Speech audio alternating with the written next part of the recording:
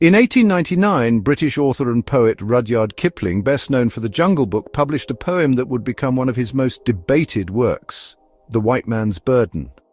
Written at the height of Western imperialism, the poem serves as both a call to action and a justification for colonial expansion. The white man's burden frames imperialism as a moral duty. Kipling addresses the white man, urging him to take up the burden of colonizing and civilizing lesser peoples. The poem portrays imperialism as a self-sacrificial act, where the colonizers endure toil and thanklessness for the supposed benefit of the colonized. It romanticizes the colonial mission, suggesting it is a path of noble suffering fraught with hardship, scorn, and resistance from those they aim to uplift. However, it also casts the indigenous peoples as childlike, primitive, and ungrateful, a portrayal that reinforces the racial superiority assumed by colonial powers.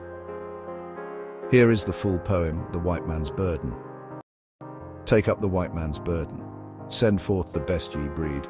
Go bind your sons to exile, to serve your captives' need, to wait in heavy harness on fluttered folk and wild, your new court sullen peoples, half devil and half child. Take up the white man's burden.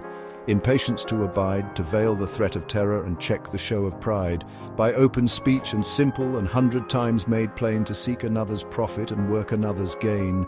Take up the white man's burden, the savage wars of peace, fill full the mouth of famine and bid the sickness cease. And when your goal is nearest, the end for others sought, watch sloth and heathen folly bring all your hopes to naught.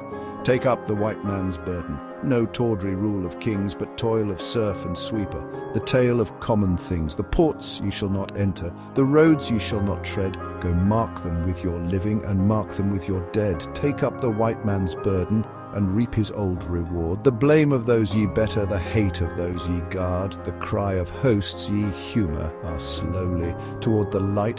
Why brought ye us from bondage, our loved Egyptian night? Take up the white man's burden.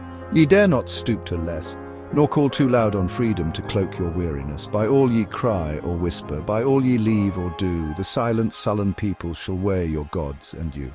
Take up the white man's burden, have done with childish days. The lightly preferred laurel, the easy, ungrudged praise, comes now to search your manhood through all the thankless years, cold, edged with dear-bought wisdom, the judgment of your peers.